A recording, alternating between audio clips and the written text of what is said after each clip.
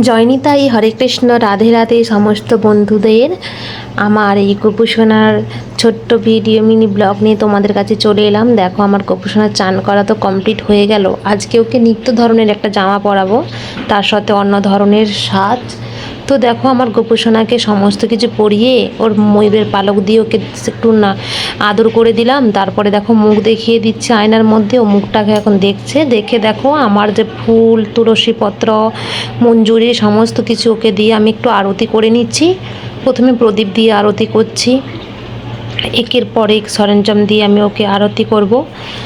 তো আমার গোপুসোনাকে আমি নিত্য নতুন এইরকমভাবেই করি। চান করিয়ে, নতুন পোশাক পরিয়ে, আরতি করে প্রসাদ দিই। আজকে ছিল ভোগের মধ্যে মুড়ি, আর এটা ছিল বাঁধাকপি দিয়ে চপ। তো বন্ধুরা, ভালো লাগলে অবশ্যই কিন্তু লাইকটা করবে, কমেন্টটা করে জানাবে রাধে রাধে।